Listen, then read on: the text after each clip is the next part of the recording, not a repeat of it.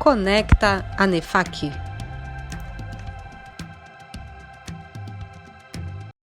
Bem-vindos ao Conecta ANEFAC, uma iniciativa que visa auxiliar a retomada da economia e dos negócios. Eu sou Davi Calas, vice-presidente de administração da ANEFAC, e no programa de hoje vamos falar sobre transformação digital em finanças. Por onde começar? E o nosso convidado é o Goldwasser Neto, que a partir de agora só chamarei de Gold, cofundador e CEO da Accountfy. Gold, muito prazer, seja bem-vindo, muito obrigado pela atenção e pela participação com a gente aqui hoje. Olá, Davi, prazer é todo meu, vai ser um prazer bater esse papo com você. Excelente, vai ser uma honra, Gold. Bom, então vamos falar um pouco sobre transformação digital, né? Assim, começando, né, só para a gente esquentar os motores, então a gente tem visto aí as empresas investindo bastante em inovação relacionada, né, ao produto, ao serviço que oferecem, ao negócio, né, em si, mas não necessariamente tanto em áreas corporativas, né, contabilidade, finanças, jurídico, né, e aí vai, né. Na sua opinião, que benefícios o investimento em transformação digital pode trazer para esses processos de apoio? Legal. É bom você ter, no final, feito essa distinção do processo de apoio, que às vezes inovação em finanças, né, com esse mundo de fintech, tem bastante inovação desse mundo de finanças de uma maneira geral. Mas quando você fala desse trabalho de apoio, de back-office, realmente tem bastante coisa, mas você repara que isso não entra na agenda prioritária das empresas. Aos poucos vem acontecendo. Então, imagina uma empresa de alta tecnologia que tem que produzir um avião, aonde o back-office está na linha de prioridade dentro de uma empresa de alta tecnologia, por exemplo, né?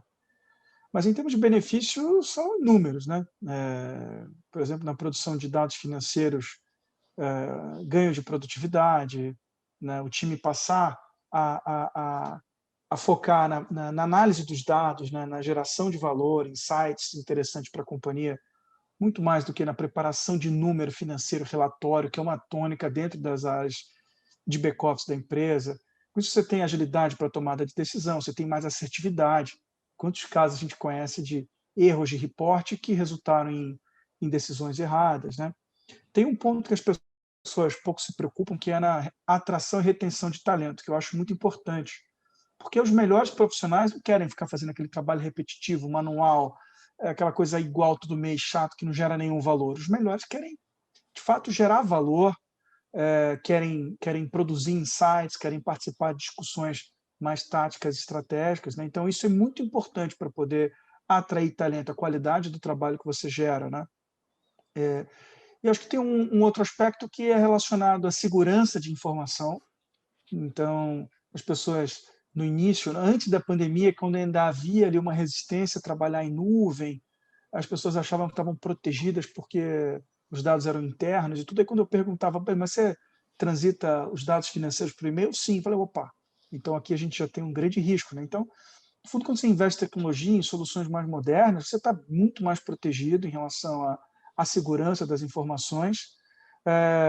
E o bolo, se juntar tudo isso numa única análise, né, você tem, obviamente, uma melhor governança, mais transparência na gestão da tua companhia. Isso te beneficia em uma série de razões, né? Te ajuda a atrair mais investidores, atrair mais funcionários, atrair diretores muito competentes, né? A ter melhor relacionamento com os bancos e outros órgãos que, de alguma maneira, você tem relacionamento.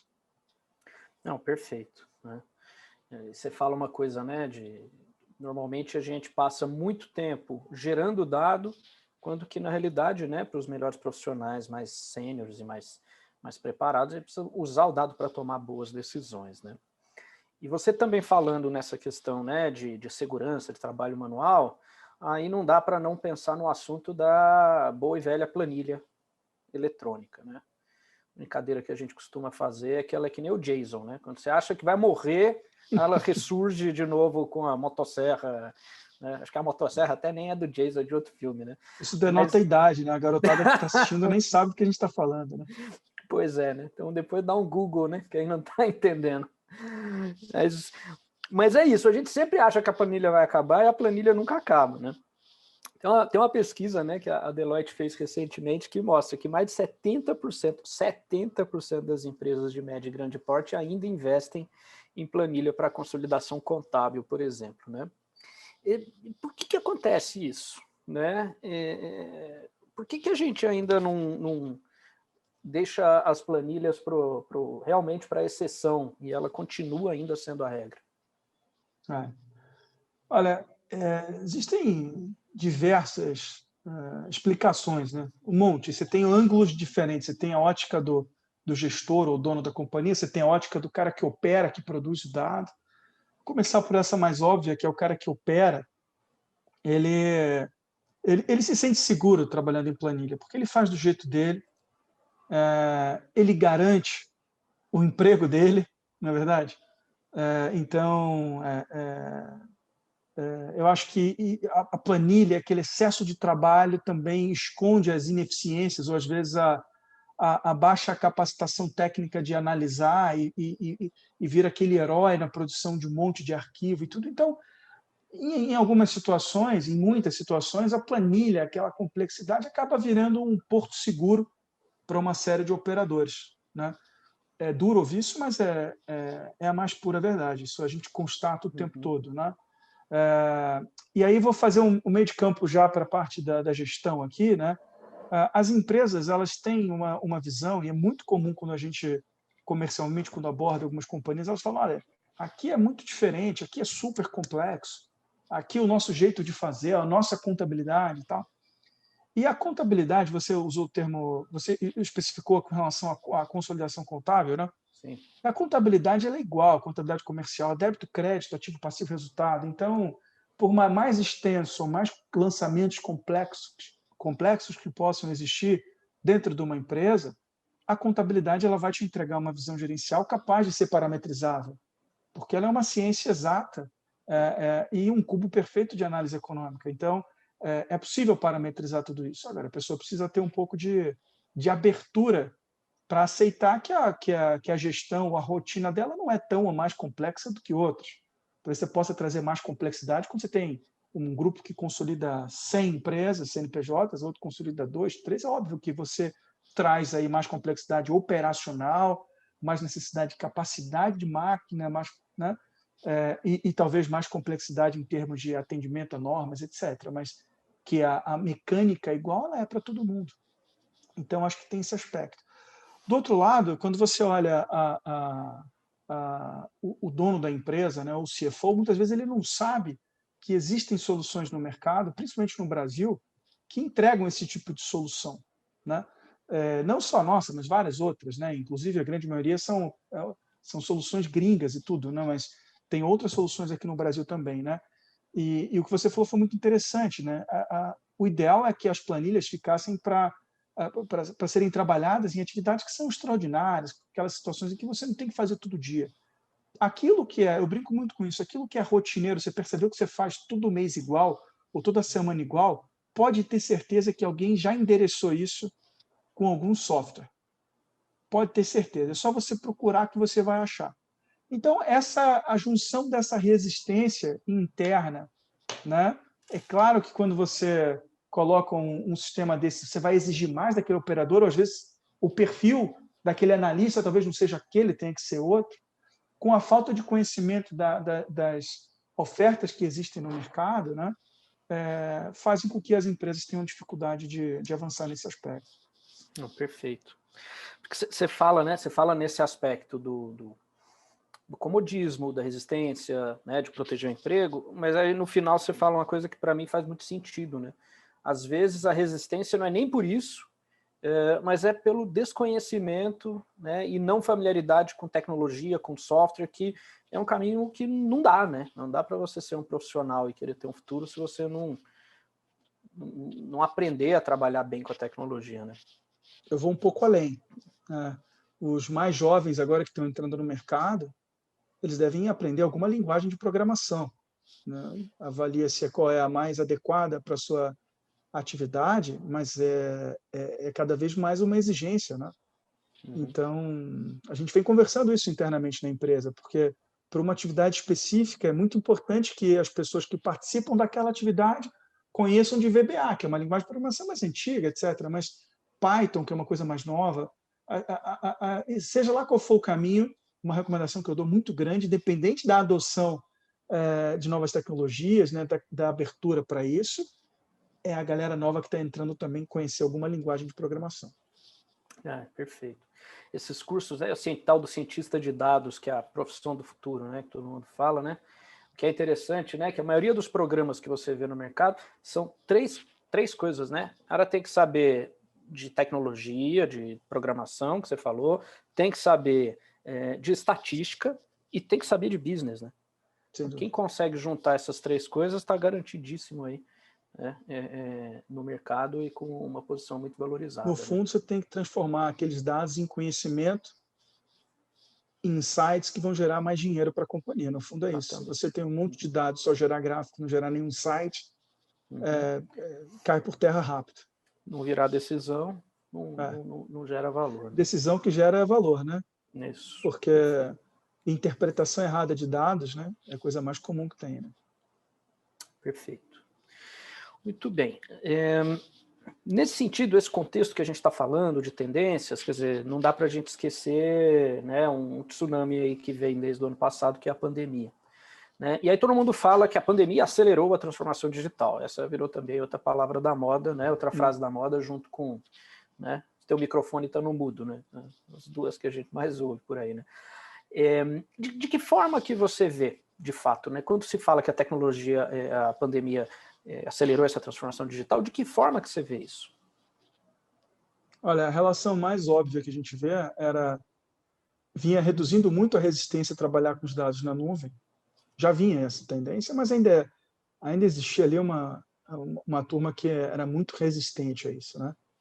E com a pandemia e com o home office, né, as empresas não tinham mais alternativa, né? É aquela velha história, a necessidade faz o sapo pular, né? Então, quando veio a necessidade das pessoas trabalharem de casa, né, continuarem tendo que entregar os seus trabalhos de forma colaborativa, porém cada um na sua casa, não existia outra tecnologia, outra alternativa que não migrar para a nuvem. Então, as empresas se adaptaram muito rápido, passaram a aceitar esse tipo de tecnologia, né, dentro das empresas, e isso, na minha visão, foi a grande transformação, porque isso abre portas para uma série de alternativas tecnológicas que antes a empresa, por ter essa restrição, já não tinha, já era impedida de usar. Então, praticamente todos os softwares, eu não conheço nenhum hoje que seja desenvolvido um software novo que não seja que seja na nuvem, né, que o cara acesse pelo browser e tudo mais. Não tem aquela coisa do software on-premise, até existe, mas eu acho que é mais alternativa ainda, né, para algumas empresas que têm problema de performance, que propriamente uma necessidade tecnológica. Então, eu acho que isso abriu bastante as portas de novas tecnologias, a necessidade da colaboração das empresas, cada um na sua casa, mas tendo segurança de informação, necessidade de assegurar a integridade das informações, e ao mesmo tempo tendo controle. Eu acho que isso tudo acelerou esse processo. Né? Acho que esse, na minha visão, foi a grande transformação que aconteceu, né? Foi a aceitabilidade da nuvem e tudo que vem a reboque, porque o mercado de tecnologia estava pronto para atender às necessidades das empresas, né? Desde que elas destravassem essa demanda tecnológica, ou essa restrição tecnológica da nuvem. Acabou. Perfeito. E é isso, né? O que era antes uma restrição parou de ser, vira uma necessidade, e aí já surgem aí uma série de possibilidades. Perfeito. Agora, a pergunta, acho que mais importante, né? Na realidade, é até o título aí da nossa conversa, desse podcast. Para um gestor que está interessado em fazer esse processo, iniciar esse processo, investir em transformação digital, por onde começar? Quer dizer, o que seria aí os primeiros passos? Acho que a primeira coisa, Davi, foi uma coisa que a gente falou aqui, né? Olha, eu vou mapear tudo aquilo que eu faço todo mês, toda semana, igualzinho. Eu faço uma atividade que eu não gero valor aqui, né? Dá um Google lá e que você vai achar algum software que já para começar, né? A gente está falando aqui, né, de adoção de software praticamente, mas é claro que inovação é muito mais do que isso. Você pode inovar com o processo, pode inovar com a adoção de novas tecnologias, né? Mas se a gente tiver específico aqui a novas soluções, eu acho que a primeira coisa é fazer um mapeamento daquilo que é rotineiro, daquilo que toma muito trabalho sem gerar valor, olhar para dentro de casa e falar, opa, é provável, lembro que o Gold falou que é só pesquisar no Google que vai achar, vai, porque é difícil ter. Se não tiver, se você não encontrar um software, então eu te recomendo outra coisa. Levanta um dinheirinho e vai desenvolver, porque se é uma dor comum, e se alguém não pensou ainda, eu acho que é um bom produto para ser desenvolvido, né? E aí, uma vez que você teve essa curiosidade, eu acho que a empresa precisa estar aberta e criar um processo de inovação, a empresa precisa ter incentivo à inovação, né? Inovação, a adoção de novas práticas envolve risco, envolve eventuais erros, falhas ou fracassos, né? E a empresa precisa estar aberta a isso, né? Então, precisa com cuidado, naturalmente, porque às vezes um fracasso pode ser fatal, mas a gente tem que ter... Se a empresa estiver aberta e com cuidado para fazer isso, ela vai ter um monte de alternativa legal, né? Todas vão funcionar? Não. Todas as soluções funcionam em todas as empresas? Óbvio que não. Mas se a empresa estiver aberta, tiver curiosidade para ir buscar alternativas e testar novos modelos com cuidado, para e passo, acho que é um excelente caminho, né? Porque você cobre aqui risco de continuidade. A gente fala muito, alguns consultores que a gente trata com bastante consultor aqui, né? E aí tem aquele consultor ainda antigo que quer amarrar uma bola de chumbo no pé na perna do cliente para que ele nunca mais saia, nunca mais deixe de ser um cliente, né? Eu acho que esse não é o futuro. O futuro é o contrário, é o cara que dá liberdade para o cliente escolher o que ele acha melhor para ele, né? E ele vai voltar em você se você for o melhor, né? E esse é o mundo do software. Ele te dá essa liberdade de sair, entrar, baixo custo de adoção da grande maioria dos softwares, não é igual você implantar um RP, que é um negócio absurdo. Então, o mercado está disponível, é só ter curiosidade, é ter um entendimento mínimo e forçar dentro da companhia essa cultura da inovação, a cultura do teste, e não a penalização do erro. Porque senão, se você tiver um medo de errar, ninguém vai se sentir incentivado a testar, a buscar outras alternativas, né? Então eu vejo que isso, principalmente para a área financeira, ainda é um problema, né? Como você consegue testar, ao mesmo tempo sem colocar em risco os prazos, né, as informações da empresa? Acho que cada empresa tem a sua resposta, tem a sua demanda, mas a cabeça da companhia tem que estar voltada para isso, não tem a menor sombra disso, senão ela vai ficar para trás. Isso não vai atrair os melhores talentos. Muito interessante, perfeito. Né? Se eu entendi bem, quer dizer, dois caminhos, né? Quer dizer, tem um caminho mais processual, óbvio, técnico, né? Que é olhar para dentro, ver as dores, olhar para fora, ver o que tem de solução, não necessariamente nessa ordem, né? Fazer de uma forma recorrente. E um outro lado de cultura, de comportamento, de atitude, com a tolerância a erros que sejam toleráveis, lógico, né? Controláveis em laboratório, né? É muito importante, Davi, a empresa ter um processo específico para a adoção de novas tecnologias, né? A grande maioria das tecnologias estão sendo ofertadas por startups, né? E que se você exigir dessa startup o mesmo nível de pressão ou governança, muitas vezes, de um outro player, você não vai conseguir ter uma solução adequada, você não vai conseguir ter uma parceria adequada, né? Então, ter um processo específico, isso eu estou falando mais para as grandes empresas, né, que tem uma governança muito maior a ser cumprida. Então, você ter um canal específico para tratar a inovação, né, e a adoção de novas tecnologias, principalmente de startups, né, eu acho que você tem um canal específico, porque, por exemplo, você vai pegar um cara desse, o cara que está começando ali, né, você fala, olha, eu vou te pagar com 120 dias de prazo, você começa a matar a empresa ali, não é esse o objetivo, né? Não é o mesmo tipo de fornecedor que você está ali lutando a vida inteira, representativo, não é assim a relação, né? Ou te exigir um monte de seguro, que a empresa nem consegue contratar, não consegue risco para isso, para contratar no mercado. Então, eu preciso entender o mercado que nasceu, está muito forte no Brasil de inovação, e qual que é o caminho que eu preciso construir dentro da companhia para facilitar esse fluxo, não para colocar no mesmo caminho, no mesmo fluxo de contratação de outros fornecedores mais estruturados, porque você vai perder a oportunidade, você vai deixar muita coisa na mesa aí. Excelente, é isso mesmo. né, o famoso dilema da inovação, né, do Clayton Christensen, né, e a gente tem que levar a sério e saber que tem que ter processos separados. O Gold, muito obrigado pela aula, muito obrigado pelas explicações. Espero que você possa voltar aí para a gente conversar outras vezes, viu? Não, muito obrigado. Pena que é pouco tempo, né? Tanta coisa para a gente falar sobre esse tema. Mas super obrigado, ANEFAC, a você, Davi, pelo convite. Estou à disposição sempre que precisar, que eu puder contribuir de alguma maneira, estou à disposição. Muito obrigado. Obrigado a você. Certamente teremos. Então, esse foi mais uma entrevista do programa Momento ANEFAC, com conteúdo novo toda terça-feira, toda quinta-feira. Siga conectado conosco. Um grande abraço e até a próxima. Conecta ANEFAC.